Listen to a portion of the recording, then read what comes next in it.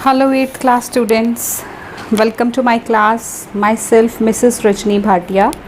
आज हम स्टार्ट करते हैं chapter 11 direct and inverse variations. देखिए, पहले आप इस चीज़ को समझिए कि डायरेक्ट और इन्वर्स में फ़र्क क्या है. डायरेक्ट वेरिएशन होता है जिसमें दोनों चीज़ों पे सेम इफ़ेक्ट हो रहा है. जैसे मेरे पास 10 रुपीज़ हैं तो उसमें मैं 2 चॉकलेट्स ख़रीद सकती हूँ. अगर मेरे पास 20 रुपीज़ होंगे तो मैं कितनी चॉकलेट्स ख़रीदूँगी. पैसे बढ़ेंगे तो चॉकलेट्स का नंबर भी बढ़ जाएगा. जैसे 10 रुपीज़ में 2 चॉकलेट्स ले रहे हैं तो 20 रुपीज़ में 4 लेंगे. यहाँ से रुपीज़ भी बढ़े, वहाँ से चॉकलेट्स भी बढ़ गई. तो दिस इज़ डायरेक्ट वेरिएशन. ठीक है, जिसमें अगर एक चीज़ ज़्यादा हो रही है तो दूसरी भी ज़्यादा हो रही है, अगर एक कम हो रही है तो दूसरी भी कम हो रही है. फिर दूसरा होता है इन्वर्स वेरिएशन. इन्वर्स वेरिएशन क्या होता है, जिसमें पहली क्वांटिटी या पहली ऑप्शन अगर इंक्रीज़ हो रही है तो दूसरी ऑप्शन डिक्रीज़ हो रही है, या अगर फर्स्ट डिक्रीज़ हो रही है तो सेकंड इंक्रीज़ हो रही है. लाइक जैसे 4 लोग मिलके एक काम करते हैं तो वो काम जो है वो 2 डेज़ में ख़त्म हो जाता है. 4 मैन हैं, 2 डेज़ में काम ख़त्म होता है. अगर मैन का नंबर कम कर दिया जाए, 2 कर दिया जाए, तो अब ऑब्वियसली उनको दिन ज़्यादा लगेंगे. नंबर कम हो गया, दिन यहाँ से बढ़ गए, यानी कि एक क्वांटिटी कम हुई, दूसरी ज़्यादा हुई. या इस चीज़ को आप ऐसे समझिए, हमारे पास कुछ खाने की आइटम्स हैं, हम उसको बच्चों में बांटते हैं. तो अगर 20 स्टूडेंट्स हैं तो हर एक बच्चे को 3 आइटम्स मिलती हैं. अब अगर 30 स्टूडेंट्स में सेम आइटम्स डिस्ट्रीब्यूट करनी हो तो ऑब्वियसली स्टूडेंट्स का नंबर अगर बढ़ जाएगा तो जो आइटम्स हम डिस्ट्रीब्यूट कर रहे हैं उनका नंबर कम हो जाएगा.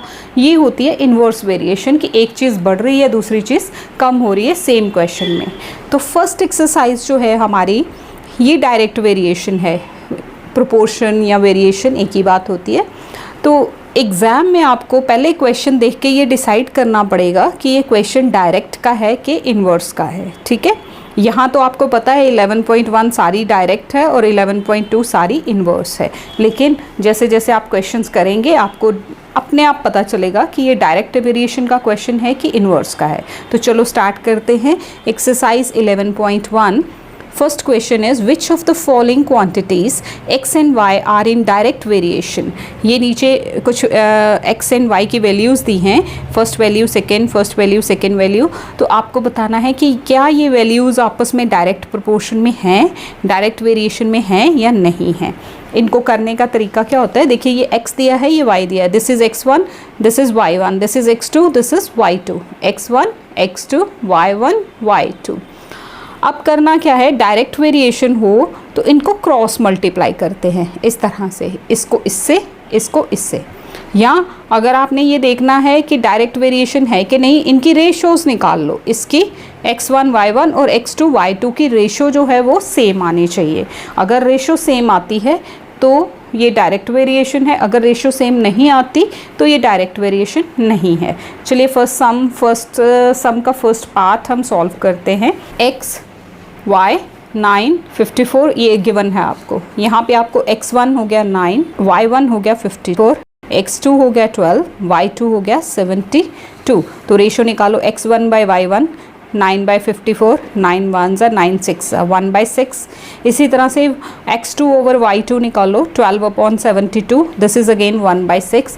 तो रेशो जो है वो सेम आ रही है, तो ये डायरेक्ट वेरिएशन है. अगर ये रेशो सेम ना आती तो ये डायरेक्ट वेरिएशन ना होता. सेकेंड पार्ट, अब सारे पार्ट्स इसमें 5 पार्ट्स हैं, सेम इसी तरह से करेंगे. x1 y1 x2 y2. x1 over y1 18/27, 9 से 9 2 ज़ा 18, 9 3 ज़ा. x2 y2 24 और 36, 12 से 12 2 ज़ा 12 3 ज़ा. तो दोनों की रेशो 2/3 आए, तो आप लिखेंगे yes they are in direct variation. Third part देखिए 12 20, ये x1 y1, ये x2 y2, x1 y1 x2 y2. तो इनकी रेशो फाइंड आउट कीजिए. x1 ओवर y1 कितना आता है, 12/20, यानी कि 4 से करेंगे तो 4 3 ज़ा 12, 4 5 ज़ा 20, और ये 2 से 2 7 ज़ा 2 12 ज़ा. तो रेशो सेम नहीं आ रही.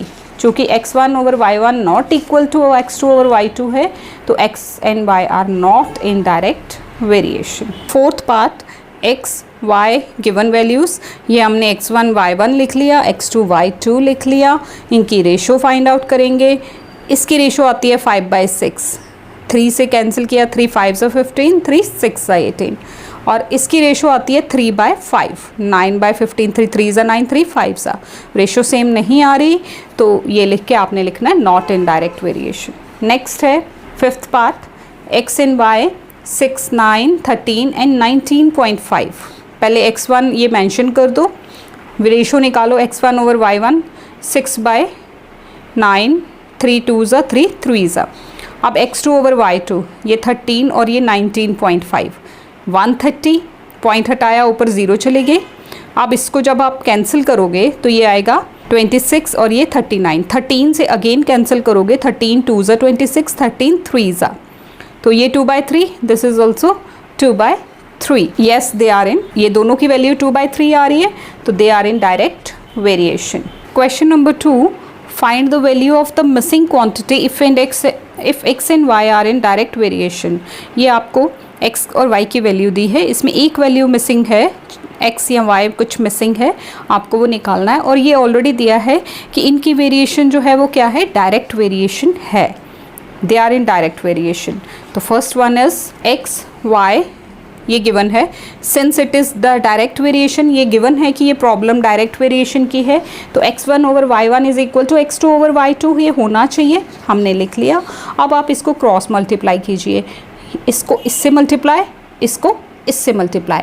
डायरेक्ट वेरिएशन में जब आपने सम निकालना है तो क्रॉस मल्टीप्लाई करना है, तो this is x2 into 48 is equal to 12 into 88। x2 यहाँ रहेगा, ये 48 जो है ये यहाँ डिनोमिनेटर में लेके जाएंगे। जब आप इसको कैंसिल करोगे, 12 1 12 4 4, 22 88, तो 22 मिसिंग क्वांटिटी जो थी, मिसिंग वैल्यू थी वो 22 आ गई। This is the answer. B part जो इसका सेकेंड पार्ट है, दैट इज़ x y, ये गिवन है, डायरेक्ट वेरिएशन है, तो x1 over y1 is equal to x2 over y2 होना चाहिए। ये लिख लो वैल्यूज़, क्रॉस मल्टीप्लाई करो, ये आएगा 7 into y1 is equal to 13 into 56। ठीक है, ये आप इधर भी लिख सकते हो, ये इधर भी लिख सकते हो, इससे कोई डिफरेंस नहीं आएगा।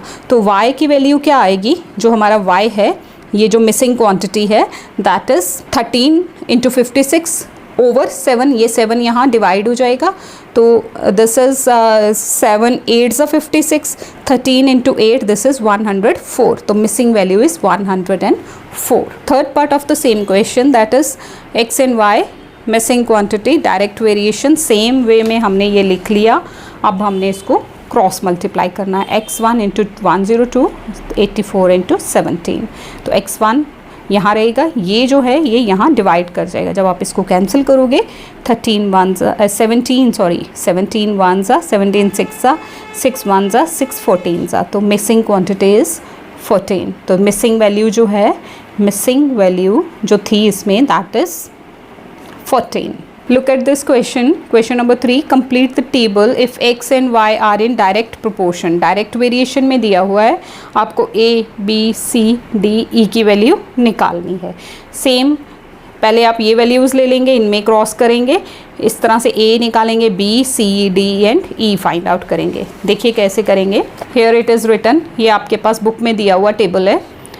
x1 over y1 is equal to x2 over y2, क्योंकि ये लिखा है कि ये डायरेक्ट प्रोपोर्शन है या डायरेक्ट वेरिएशन है, तो this is 2/8 is equal to a upon 20, cross multiply, 20 into 2 is equal to a into 8, a एक साइड रहेगा, 8 इसके नीचे आ जाएगा। जब आप इसको सॉल्व करोगे तो a की वैल्यू 5 आ जाएगी। इसी तरह से अब यहाँ से आपको b निकालना है, तो 2/8 ये 8 ओवर b, ये सबके बराबर है, 2/8 इसके भी, 2/8 सब ये जो है वैल्यूज़ के बराबर है, तो 2/8 इज इक्वल टू 8/b। जब आप 8/b करोगे तो 2 into b is equal to 8 into 8, ये 2, ये 4 और 8 4 32, b की वैल्यू आ गई 32। अगेन c के लिए आप करोगे 2/8 इज इक्वल टू c/52, तो 2 into 52 is equal to c into 8 cross multiply करना है तो c क्या आ जाएगी 2 इंटू 52 ओवर 8, 2 4 ज़ा 4 13 ज़ा, तो c इज़ इक्वल टू 13। इसी तरह से आप d करोगे 2/8 इज़ इक्वल टू 15/d, ये देखिए 2/8 15/d, तो this is cross multiply 2 into d is equal to 15 into 8, 2 यहाँ आ जाएगा, 2 4 ज़ा 8, तो 15 4 ज़ा 60, 15 4 ज़ा 60 आ जाएगा, d की वैल्यू 60 आ जाएगी। अगेन e के लिए सेम 2/8 e/80, तो e into 8 is equal to 2 into 80, तो e इधर ही रहेगा, 8 इसके नीचे आ जाएगा, कैंसिल करोगे 8 1 ज़ा 8 10 ज़ा 10 2 ज़ा 20, तो e इज़ इक्वल टू 20। हमारे पास आंसर क्या बन जाएगा A B C D E का, a 5, b 32, c 13, d 60 and e 20. This is our answer. Next question number 4. A machine in a factory fills 680 bottles in 5 hours. एक machine है factory में जो 680 bottles को fill करने में कितने घंटे लगाती है, 5 आवर्स लगाती है। How many bottles will it fill in 3 hours? Same machine है, 5 आवर्स चलती है तो 680 बॉटल्स फिल होती है। अब 3 आवर्स चलेगी तो ऑब्वियसली नंबर ऑफ़ बॉटल्स भी कम होगा, तो डायरेक्ट वेरिएशन आ गई, क्योंकि ये अगर टाइम कम हो रहा है तो नंबर ऑफ़ बॉटल्स भी कम होगा। देखिए इसको करना कैसे है, पहले आपने सेम इस तरह से एक टेबल बना लेना है, number of bottles and time in hours, जो टाइम लेती है वो 680 बॉटल्स हैं तो 5 आवर्स लगते हैं। नंबर ऑफ़ बॉटल निकालना है 3 आवर्स के लिए, ये टेबल बन गया। ये हमने स्टेटमेंट कहाँ से ली, बुक से ली। Now it is a problem of direct variation. क्यों है डायरेक्ट वेरिएशन, क्योंकि देखो यहाँ अगर हमारा टाइम 5 है तो बॉटल्स 680 है, अब टाइम 3 हो जाएगा तो बॉटल्स भी कम हो जानी है। अगर ये चीज़ कम हो रही है तो यहाँ ये भी कम ही होगा। This is the direct variation. So 680 upon 5, पहले x1 upon y1 is equal to x2 upon y2, फिर इसमें cross 5 into x is equal to this value, तो x is equal to 3 into 680 upon 5 से जब आप इसको डिवाइड करोगे तो 5 1 ज़ा ये 136 सा, इसको जब 3 से मल्टीप्लाई करोगे इट विल गिव यू 408, तो 408 बॉटल्स फिल होंगी 3 आवर्स में। 408 is the answer. Question number 5, picture of bacteria enlarged 60,000 times attain a length of 3 centimetre. अगर बैक्टीरिया की पिक्चर को 60,000 टाइम्स बड़ा करते हैं, एनलार्ज करते हैं, तो उसकी वो कितनी बनती है, 3 सेंटीमीटर बनती है। तो what is the length of bacteria if it is enlarged 10,000 times only. अगर सिर्फ 10,000 टाइम्स ही एनलार्जमेंट की जाए तो फिर पिक्चर का साइज़ क्या होगा, फिर वो कितनी लेंथ की होगी। तो यहाँ देखो अगर ये हमने इसकी एनलार्जमेंट कम करनी है तो लेंथ भी कम हो जानी है। So it is a problem of direct variation. Table बना लोगे, एनलार्ज टाइम्स कितना है 60,000, तो लेंथ कितनी अटेन करता है इन सेंटीमीटर्स, दैट इज़ 3। और अगर ये हम 10,000 करें तो फिर ये क्या वैल्यू आएगी, यानी कि x आपको फाइंड आउट करना है। डायरेक्ट वेरिएशन का सम हो गया x1 upon y1 is equal to x2 upon y2, तो क्रॉस मल्टीप्लाई, इसको इससे मल्टीप्लाई, इसको इससे मल्टीप्लाई। क्रॉस समझते हैं ना, ये यहाँ मल्टीप्लाई, ये यहाँ मल्टीप्लाई, तो x into this is equal to 3 into 10,000। 60,000 नीचे इसके चला जाएगा, दिस इज़ 3 1 ज़ा 3 2 ज़ा, तो दिस इज़ 3/6 मतलब 1/2 0.5। तो अगर 10,000 टाइम्स एनलार्जमेंट की जाए तो वो सिर्फ 0.5 सेंटीमीटर्स रह जाएगी उसकी length. This is the answer. Question number 6, अ बस travels 40 kilometre in 30 minutes. If the speed of the bus remain same, अगर एक ही स्पीड पे बस चल रही है, 30 मिनट्स वो लगाती है 40 किलोमीटर्स जाने में, सेम स्पीड रहे, तो how far will it go in 3 hours, कितना चलेगी वो 3 आवर्स में। देखिए यहाँ मिनट्स है, यहाँ आवर्स है, पहले आप इन आवर्स को मिनट्स में चेंज कर लीजिए। तो अब आप खुद देखेंगे 30 मिनट्स में 40 किलोमीटर जाती है, स्पीड बिल्कुल भी बदल नहीं रही, सेम रह रही है, तो 3 आवर्स में ज़्यादा ही डिस्टेंस कवर करेगी। टाइम ज़्यादा हुआ तो डिस्टेंस भी ज़्यादा हो जाएगा। It is a problem of direct variation. So distance in kilometre, time in minutes. पहले मैंने 3 आवर्स को चेंज किया, मिनट्स में 180 मिनट्स आ गए, वो यहाँ लगाए। अब आप डिस्टेंस निकालेंगे, डायरेक्ट वेरिएशन है, डायरेक्ट वेरिएशन की प्रॉब्लम है ये, डायरेक्ट वेरिएशन का सम है, क्रॉस मल्टीप्लाई कर देंगे। 30 into x is equal to 40 into 180, ये 30 इसके नीचे, 0 एंड 0, 3 1 ज़ा 3, 6 ज़ा 18, 6 इंटू 40 240, तो 240 किलोमीटर्स वो जाएगी 3 आवर्स में। इन 3 hours it will go 240 kilometres. Question number 7, if the weight of 25 precious stones is 50 grams, कुछ stones हैं precious stones मतलब costly stones, जैसे diamonds हो गए, any other, तो 25 precious stones की weight क्या है, 50 grams है। how many precious stones of the same type would weigh 4500 grams? 50 grams है weight, तो number of stones क्या है, 25। जब weight बढ़ जाएगा तो obviously number of stones भी बढ़ेंगे, तो ये डायरेक्ट वेरिएशन है। Look at this, number of stones 25, weight in grams 50, और नंबर ऑफ स्टोन्स आपको फाइंड आउट करना है जबकि वेट होगा 4500 ग्राम्स। तो डायरेक्ट वेरिएशन सेम वे में हम इसको सॉल्व करेंगे, क्रॉस मल्टीप्लाई करेंगे, दिस एंड दिस, ये पहले आपने लिख लिया x1 over y1 is equal to x2 by y2, फिर x into 50 is equal to 25 into this, ये 50 इसके नीचे, 0 0 कैंसिल, 5 5 एंड 45 इंटू 5 करोगे 45, और ये 0 भी है, 450 इंटू 5, दिस इज़ 2250 स्टोन्स होंगे जब वेट होगा 4500। Question number 8, a 15 metre high pole cast a shadow of 10 metres.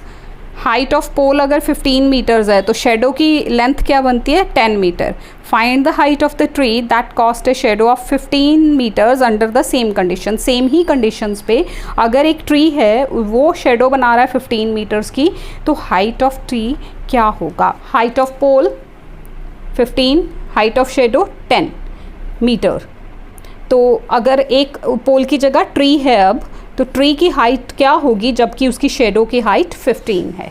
तो देखिए डायरेक्ट वेरिएशन है, same 15 by 10 x by 15 cross multiply, जब आप यहाँ से x निकालोगे it will give you 15 into 15 225 by 10 22.5, तो height of tree is 22.5 metres. Next is question number 9, if the weight of 12 sheets of thick paper is 40 grams. कुछ sheet of paper हैं 12, उनका weight 40 gram आता है। How many sheets of the same paper would weigh 1/2 kgs, 2.5 kgs जब weight होगा तो sheets का number निकालना है। डायरेक्ट वेरिएशन देखिए, वेट बढ़ गया तो शीट्स भी ज़्यादा हो जाएंगी, बढ़ जाएंगी, उसका नंबर भी ज़्यादा हो जाएगा। और ये kg है, इसको पहले ग्राम्स में कन्वर्ट करना है। 2.5 kg को 2 2 ज़ा 4 एंड 1 5/2 हो गया। मिक्स फ्रैक्शन को पहले हमने ख़त्म किया, into 1000 2500 grams. Number of sheets 12 हैं तो वेट है 40।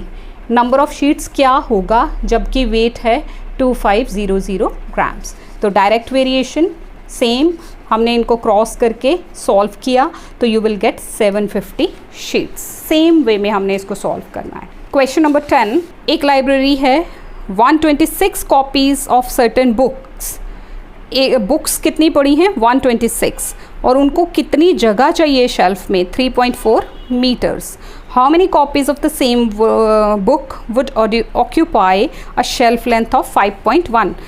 5.1 मीटर स्पेस जब लगेगी तो कितनी कॉपीज़ होंगी। देखो बॉक्स बनेगा, नंबर ऑफ़ बुक्स 126, तो शेल्फ लेंथ इन मीटर है 3.5। जब शेल्फ लेंथ 5.1 आएगी तो नंबर ऑफ़ बुक्स आपको फाइंड आउट करना है। डायरेक्ट वेरिएशन आ गई। डायरेक्ट वेरिएशन में 126 upon 3.4 is equal to x upon 5.1, cross multiply करो, ये इससे मल्टीप्लाई, ये इससे, x इंटू 3.4 126 इंटू 5.1। ये देखिए अब ये 3.4 इसके नीचे, ये पॉइंट यहाँ से हटेगा 10 नीचे, इसका पॉइंट हटेगा 10 ऊपर, तो वो 10 कैंसिल। बाकी आप इसको 17 2 ज़ा 17 3 ज़ा 51 2 63, तो 63 इंटू 3 ये रह गया, दिस इज़ 129 बुक्स। अगर शेल्फ लेंथ जो है 5.1 मीटर होती है तो उसमें 129 बुक्स जो हैं वो आ जाएंगी। Question number 11, a mixture of paint is prepared by mixing 1 part of blue pigment and 5 parts of base. In the following table, find the number of base that need to be added. अब यहाँ parts of blue pigment है 1, तो base लगती है 5. 4 होगा तो क्या होगा, 9 होगा तो क्या होगा, 12 होगा तो क्या होगा. देखिए जैसे ये ब्लू पिगमेंट बढ़ेगा बेस भी बढ़ानी पड़ेगी. तो this is direct variation. Direct variation या डायरेक्ट प्रपोर्शन एक ही बात होती है. डायरेक्ट वेरिएशन या डायरेक्ट प्रपोर्शन सेम. देखिए ये आपको बुक में दिया है, मैंने यहाँ लिख लिया x1 x2 x3. Direct proportion है तो 1/5 4/x1. इसको सॉल्व करोगे तो x1 आ गया 20. इसी तरह से 1/5 9/x2. तो 10 ये क्रॉस करोगे तो x2 इज इक्वल टू 45. इसी तरह से जब ये करोगे 1/5 12/x3. इससे cross multiply 1 into x3 12 into 5 x3 is equal to 60. तो हमारे पास आंसर क्या आ गया 20, 45 and 60. Question number 12 is the cost of 1 litre of milk is 55 rupees. Tablet the cost of 2, 4 and 10 litres of milk. 1 litre की cost दी है 55, 2 litre की, 4 litre की और 10 litre की बनानी है. आपको कैलकुलेट करनी है टेबल बना के. तो ऑब्वियसली देखो जैसे लीटर्स बढ़ेंगे वैसे ही कॉस्ट भी बढ़ेगी. तो डायरेक्ट वेरिएशन हो गई. यहाँ हम लिखते हैं क्वांटिटी ऑफ मिल्क 1, 2, 4 एंड 10 पूछा हुआ है और कॉस्ट 1 की 55 है, 2 की निकालो 4 की और 10 की. डायरेक्ट प्रोपोर्शन है, सेम वे में हम निकाल देंगे. 1/55 इज इक्वल टू 2/x1. तो यहाँ से आपको x1 मिलेगा 110. जब इसको और इसको कंपेयर करोगे तो 4 इंटू 55 220. ये हम कंपेयर करेंगे 1/55 10/x3. तो x3 यहाँ आएगा 550. यानी कि जब 10 लीटर्स ऑफ मिल्क लेना है तो हमें 550 रुपीज़ खर्च करने होंगे. Question number 13. A train is running at the uniform speed of 75 kilometre per hour. 1 hour में 75 किलोमीटर्स चलती है और एक जैसी यूनिफॉर्म मतलब एक जैसी स्पीड है, ना कम हो रही ना ज़्यादा हो रही है. How much distance will be covered in 20 minutes. 1 hour में 75 किलोमीटर्स है. पर आवर का मतलब है इन 1 आवर. तो 1 आवर में 75 किलोमीटर्स है. 1 आवर का मतलब क्या होता है 60 minutes.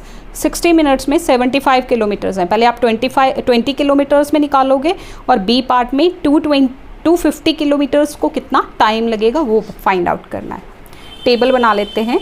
Distance in kilometre, time taken in minutes. पहले मैंने उसको मिनट्स में कन्वर्ट कर लिया. 1 आवर तो 60 मिनट्स हो गए. जब 75 किलोमीटर्स है तो 60 मिनट्स हैं. 20 मिनट्स में कितना होगा और 250 किलोमीटर्स के लिए कितना टाइम होगा. ए पार्ट फर्स्ट देखिए, ये डायरेक्ट वेरिएशन हो गई. 75/60 इज इक्वल टू x1/20. तो x ये क्रॉस, यहाँ से हमें x1 मिलेगा. देखिए 0 और 0, 2 1 ज़ा 2 3 ज़ा 6 और 3 से ये 25. तो 25 किलोमीटर्स कवर होंगे 20 मिनट्स में. दूसरा है कि जब हमारे पास डिस्टेंस 250 है तो यहाँ टाइम कितना लगेगा. 75/60 is equal to 250/x2. Cross कीजिए इसको भी, क्योंकि डायरेक्ट वेरिएशन है. टाइम ज़्यादा होगा तो डिस्टेंस भी ज़्यादा होगा, टाइम कम होगा तो डिस्टेंस भी कम होगा. 75 यहाँ जब इसको सॉल्व करोगे it will give you 200 minutes. यानी कि अब यहाँ क्वेश्चन हमारा जो था वो आवर्स में था.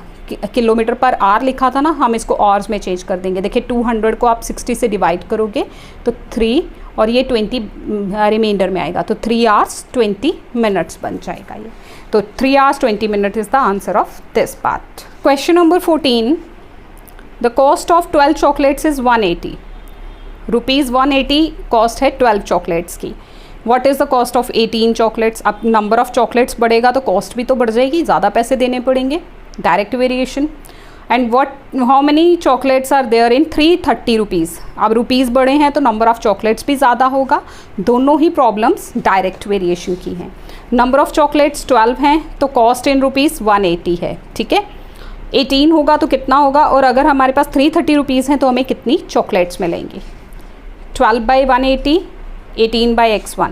सॉल्व कीजिए, इट विल गिव यू ये 12 यहाँ इसके नीचे 6 2 ज़ा 6 3 ज़ा और 2 90. 90 इंटू 3 270. तो जब हमारे 18 चॉकलेट्स लेनी है तो हमें 270 रुपीज़ पे करने होंगे. और बी पार्ट है 330 रुपीज़ में कितनी चॉकलेट्स मिलेंगी. तो this is 12/180 x2/330 cross multiply, it will give you 22। तो 22 चॉकलेट्स हमें मिलेंगी जब हमारे पास 330 रुपीज़ हैं। So this is question number 14। Now come to question number 15। This is MCQ, और ये MCQ सिर्फ कहने को है, आपने सारा सॉल्व करना है। Find A in the given quantity, direct variation में है तो ए की वैल्यू फाइंड आउट करनी है। तो ये इस तरह से आ जाएगा 12/a इज़ इक्वल टू 18/30। इसको आप क्रॉस करोगे तो a into 18 is equal to 12 into 30, a is equal to 12 into 30/18। अभी अभी हमने ये पहले भी सॉल्व किया है। तो this is 6 2s 6, 3s 3, 10s 10 2s 20। तो यू विल गेट a की value 20। B is the right option. If x and y are in direct variation, then which of the following is true? X upon y is equal to k. D is the right option. Ratio same होनी चाहिए. K means any constant value. If the cost of 5 pencils is equal to 15, cost of 12 pencils. देखो इसको भी हम इसी तरह से solve करेंगे। पहले 5 पेंसिल्स की कॉस्ट कितनी है? 15। तो 12 पेंसिल्स की क्या कॉस्ट होगी? ये यहाँ ऐसे होगा, क्रॉस करो 5 into x is equal to 12 into 15। तो x is equal to 12 into 15/5। 5 3s 12 3s 36। C is the right option. Same way a car is moving with a uniform speed of 75 kilometres per hour. 1 hour में 75 kilometres जा रही है, तो 3 hours में कितना जाएगी? जब आप इसको इसी वेरिएशन से सॉल्व करोगे तो it will give you 225 kilometres. So students, this is all about this exercise. I hope you have got it. If you got any problem, कोई प्रॉब्लम आपको आती है तो आप कमेंट बॉक्स में हमें ज़रूर कमेंट कीजिए। We will try to solve that. Thank you so much for watching this video. Thanks a lot.